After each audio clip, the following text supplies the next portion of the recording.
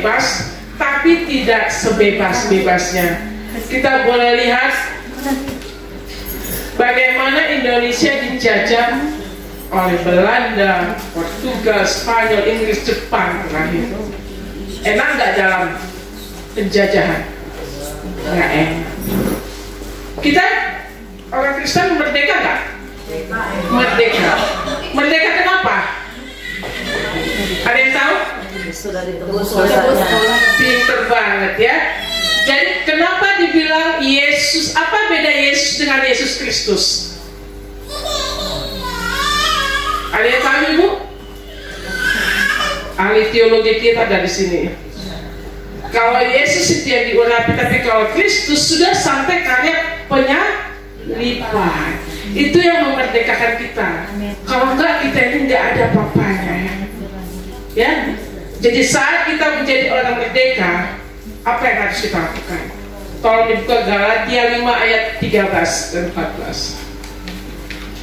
Saudara-saudara, memang kamu telah dipanggil untuk merdeka, tapi janganlah kamu mempergunakan kemerdekaan itu sebagai kesempatan untuk kehidupan dalam dosa, melainkan layanilah seorang akan yang lain oleh kasih. Jadi kita bukan untuk sebebas-bebasnya.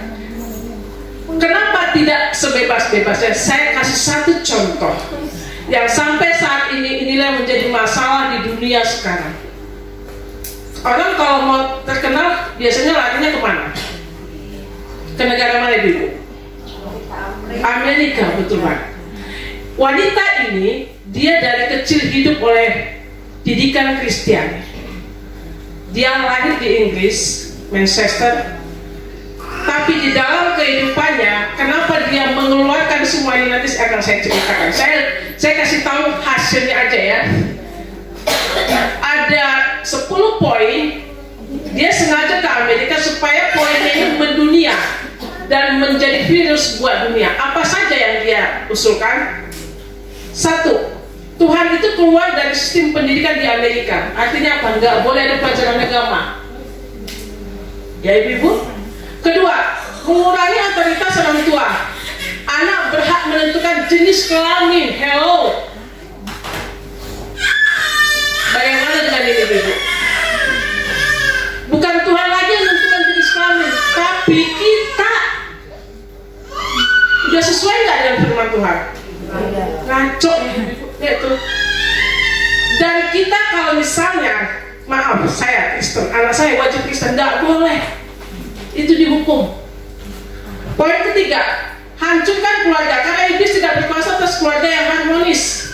Di sana anak usia 9 tahun sudah bisa having fun dengan seks, jadi sudah tidak suci lagi ya. Aborsi dianggap legal, sah. Karena apa? Untuk mengurangi pengendalian jumlah penduduk, alasannya begitu. Jadi Anda boleh kawin dengan siapa aja, maaf seperti hewan, anak boleh dibuang sembarangan saja. Terakhir yang saya lihat info dari BBC, masih di dalam kandungan, bayinya juga bisa dijual anggota tubuhnya. Inilah dunia saat ini. Dan yang kelima, perceraian hal biasa, bisa memiliki lebih dari satu istri. Kita boleh nggak? Jika ada kebosanan.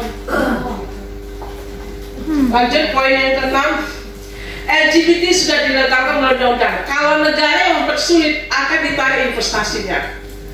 Kita lihat kemarin pendeta yang tidak mau, ya, langsung sekarang malah dibunuh ibu-ibu. Bebas berekspresi untuk seni baru, tidak sesuai dengan nilai moral. Misalnya anak-anak buat darah apa, vampir atau manusia dengan hewan. Sering lihat ibu-ibu di YouTube ada kelainan. Lalu menggunakan medsos untuk merusak mindset pedofilia, tahu ya? Anak-anak kecil jadi korban seks. Gerakan antaragama lewat humanisme, artinya semua agama itu katanya baik. Kesannya sih baik ya, bukan Kristen agama yang benar.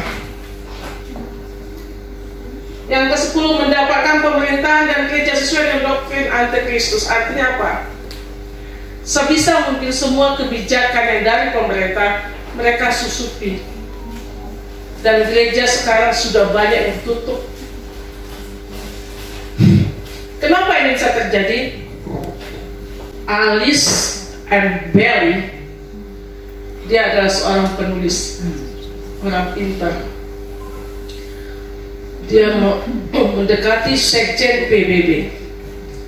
Jadi kalau PBB sekarang sudah di tangan mereka, sudah ada bayangan kita ya, bagaimana PBB menaungi semua pendidikan anak-anak, kesehatan dan sebagainya.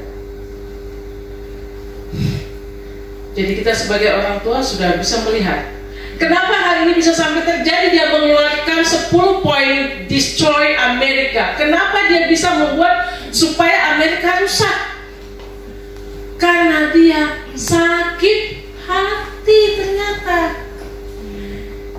Usia 6 tahun, mama dan papanya meninggal. Selisih 2 tahun karena TBC, tuberculosis. And then, dia bilang, nobody loves me. Gak ada satu pun yang sayang sama aku di gereja. Ngapain di gereja? Paling 2-3 orang. Tapi walaupun begitu dia masih menyangkal diri. Dia masih mencoba pelayanan. Mencoba pelayanan ke India.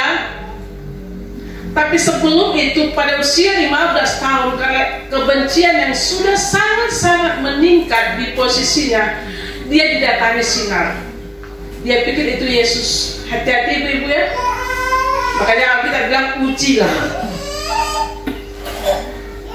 Ternyata itu adalah sosok yang diyakini dari Tibet, yang di sana ada perkawinan antara Buddha dan Hindu. Lalu dia merasa yakin ini kayaknya ajaran benar nih. Bergaul dengan beberapa orang yang salah gaul. Lalu dia melayani ke India, tentara 300 orang. Apa yang terjadi? One by one meninggalkan dia. Gak ada yang mau dengar dia khotbah. Akhirnya dia makin kecewa. Lalu dia nikah dengan seorang pendeta. Kayaknya ini nih, ini akan bawa ke dalam kebenaran. Tapi apa yang terjadi? KDRT. Makin kecewa nggak ibu? Ya. Tuhan itu di mana sih? Karena kita membawa dengan pengertian kita sendiri, yang datang apa? Akar pahit. Lalu dia nikah lagi dengan orang yang berasal dari Freemason. Ibu tahu Freemason itu apa? Kumpulan orang-orang yang topnya dunia ya ibu, yang kaya raya tapi anti. Itulah dia akhirnya mengeluarkan 10 poin ini untuk menghancurkan bukan saja Amerika tapi dunia. Di saat dia kecewa, dia ketemu dengan Madame Blavatsky, orang dari Rusia, yang notabene inilah orang yang menyesatkan dia. Dia alirannya teofisme, okultisme, astral dan sebagainya, dia gabungi. Mengerikan. Ini undang-undang ini sudah banyak dilegalkan. Apakah sudah sampai ke Indonesia? Menurut ibu? Sudah sampai belum? Sudah ada. Di Bandung itu Freemasonnya top loh, jangan salah. Bule. Sudah ada nggak cerita kita? Sudah. Emang kita pikir kita sekolah di BPK Penambang bebas dari LGBT? Kemarin kami baru cerita dengan Bu Titi.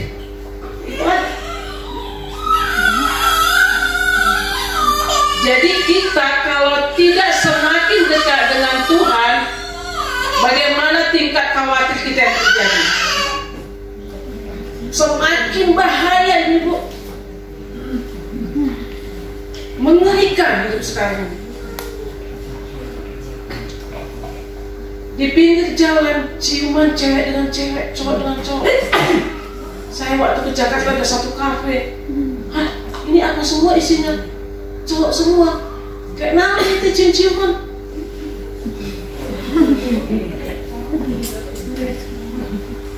Itu di depan umum, apalagi di belakang layar. Thailand, gak tahu lagi Bu. TV Indonesia hampir semuanya mengarah ke bencong. Dan dia menantang, dia sampai take anaknya untuk tidak sekolah situ karena dia lihat di situ dilegalkan LGBT. Sekolah boleh internasional, tapi moralnya gimana? Kalau kita tidak dekat dengan Tuhan, apa yang terjadi? Kebebasan yang bablas. Karena sakit hati dia balas dengan kejahatan. Punya apa? Menyukakan hati Tuhan atau melukai? Sangat-sangat melukai. Semua bertentangan dengan agama, bertentangan dengan ajaran Kristus. Ada enggak gunanya kita simpan sakit hati itu? Yang sakit kita atau orang lain? Dalam ya. Makanya satu dan lain harus apa katanya dilayani dengan kasih. Kalau salah mengakulah salah. Ya, walaupun kita nggak salah, maafin saya nggak salah. Kalau ada sampai teman kita bilang harga diri lu kemana? Ada nggak di Alkitab dibilang harga diri berapa kilo, 1 kilo segini? Tuhan Yesus pernah nggak membasuh kaki muridnya? Ada harga dirinya nggak? Hah? Bukan karena membasuh kaki murid dia hilang kerajaan, dia tetap raja. Ya, ibu-ibu. Kalau kita melayani di form sebagai apapun, maaf, saya suka bilang, saya sebagai office boy itu nggak apa-apa, itu untuk Tuhan. Tapi kalau hati kita sudah nggak untuk Tuhan, ada aja alasan. Maaf, ini maaf. Anaknya baru operasi patah tulang, dia datang untuk tugas. Saya selalu dengan ibu yang lain yang pengurus, yakin saat dia kesini Tuhan jaga anak-anaknya. Amin. Karena kita hidup oleh iman, bukan logika. Kalau dengan logika rusak ibu. Karena otak kita ini kecil banget, nggak ada apa-apa dibanding Tuhan. Beberapa hari yang lalu, tetangga saya baru pulang dari haji, ya. Lalu dia ngobrol dengan saya, Bu Manik, dia mau saya Bu Manik, kadang tante suka-suka. Dia selama ini suka menghina Indonesia. Kemarin saya di sana, saya baru tahu Indonesia ini adalah surga. Kenapa Pak? Saya masuk hotel 47 derajat, saya keluar bus panas itu ke muka saya. Selama saya jalan di sana, saya pakai handuk di bawah saya kayak orang gila. Dan pegawai di situ orang Bangladesh bilang, Pak, boleh nggak saya kerja di Indonesia, bawa aja saya Pak. Kamu gaji gede? Enggak Pak, saya tahu Indonesia itu tanah kaya. Di sana orangnya ramah tamah. Pernah nggak kita bersyukur jadi bangsa Indonesia? Suka ngebandingin nggak? Enggak ya, nggak ada yang ngaku maksudnya. Pasti itu suka itu loh, Amerika bla bla bla, Inggris bla bla bla. Ibu tahu sekarang Eropa sedang krisis, banyak gelandangan, banyak orang stres. Banyak orang pintar di dunia ini ujung-ujung ngapain? Bunuh diri. Lebih banyak dia atau kita? Dia punya Rolls Royce, punya jet pribadi, nggak menikmati hidup. Kita pakai sambal ikan nasi bulat, enak nggak? Kok buat terang, enak? Jadi memang kita harus belajar mengucap syukur. Jangan suka membanding-bandingkan dengan apa atau siapa. Di situ kita tandanya percaya Tuhan itu pelihara kita. Punya bangsa Indonesia, jujur dunia mengakui Indonesia ini adalah tanah kaya. Tinggal SDM-nya saja yang tidak dikelola. Kenapa mereka ngotot ke Indonesia? Kaya banget Indonesia ini. Cuma karena kita sebagai Indonesia malas. Lalu bagaimana dengan kalau orang yang membalas kejahatan dengan kebaikan? Biar kita bisa ngebandingin ya. Kita akan putar video seorang Presiden Nelson Mandela yang menjadi presiden setelah dipenjara 27 tahun. Nelson Mandela ini dia melawan apartheid yang didominasi oleh kulit putih di Afrika. Sementara di situ aslinya kulit putih atau kulit hitam? Tapi yang menjajah orang kulit putih. Mereka merasa tidak adil di tanah kami. Kami kok nggak bisa jadi apapun. Sehingga dia memberontak.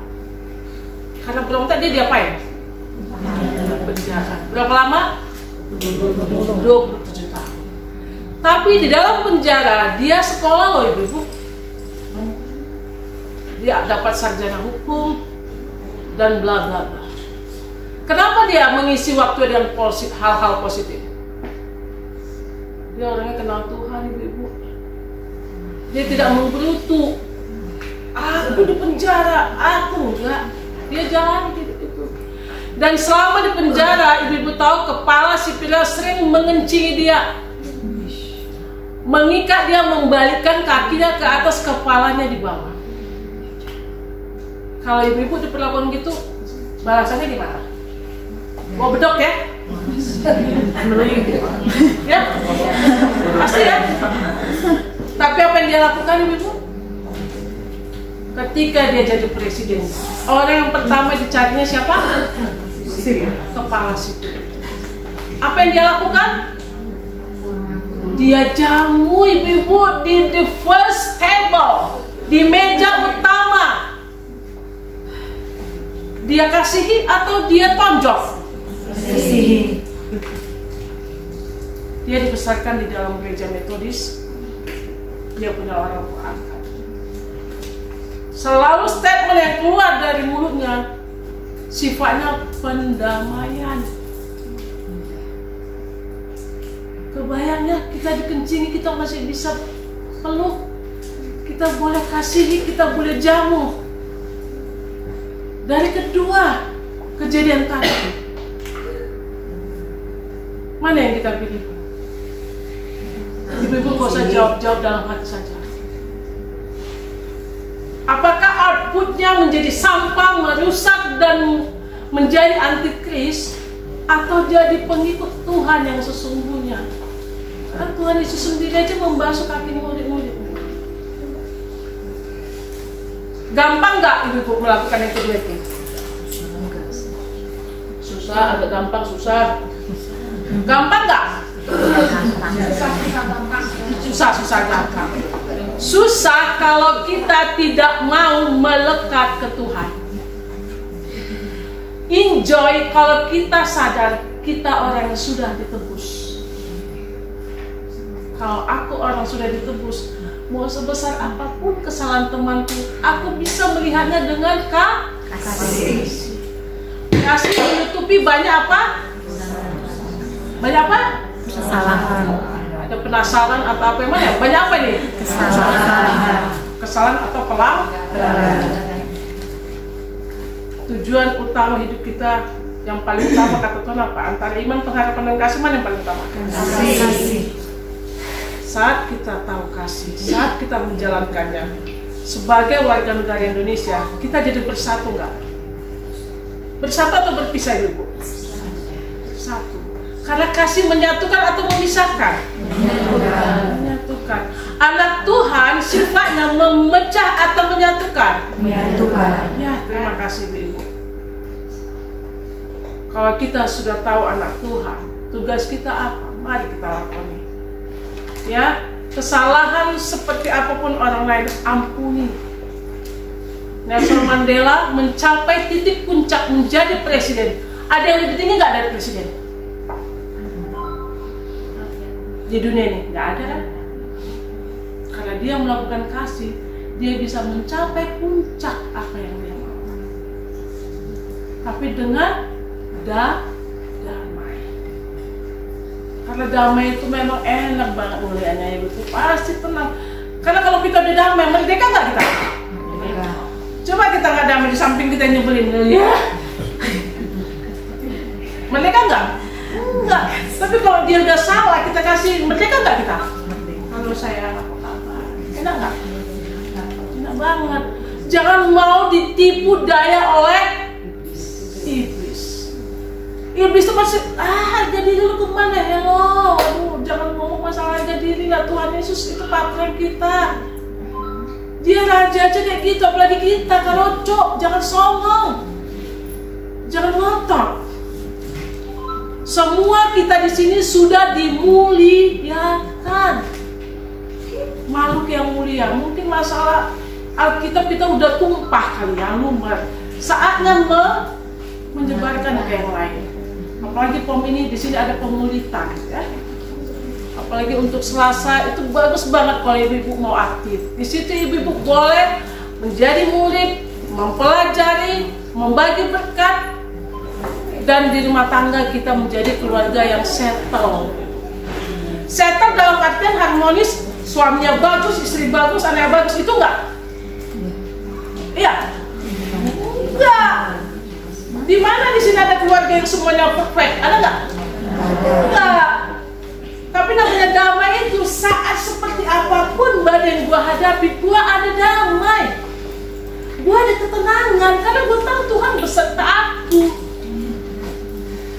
Emang kita enak ngadepin anak-anak zaman sekarang? Ngomong satu jawab 1000, ibu-ibu. Benar nggak? Disuruh kerjanya yang mana?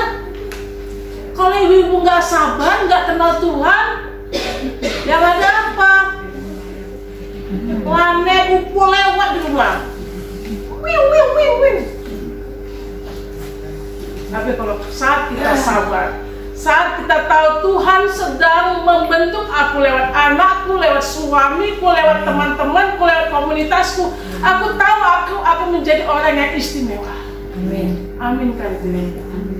Karena saat kita tahu kita orang istimewa, kita akan jadi berkat dimanapun. Bukan karena uang kita ibu, bukan. Tapi kalau ada uang juga bagi, jangan pelit. Ada orang kan udah tahu temannya susah, nanti saya doain ya, uangnya simpan. Cukup ya doa ya. Oh, boleh bantu.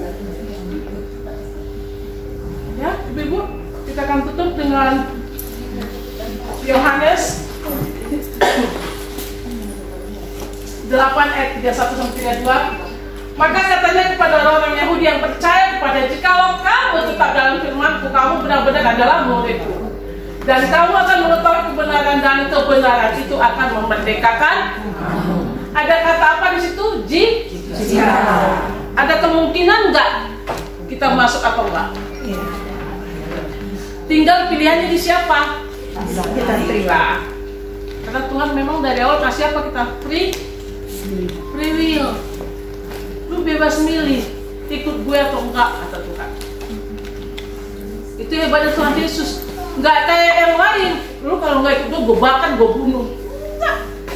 Tuhan Yesus bilang, ikut saya, mari. Karena kalau ikut Tuhan kita ada apa? Damai. Terima kasih ibu-ibu. Biar firman ini boleh menjadi menguatkan kita menjadi pribadi yang istimewa, luar biasa, memberkati keluarga, memberkati masyarakat, memberkati Indonesia. Tuhan berkati. Mari kita doa.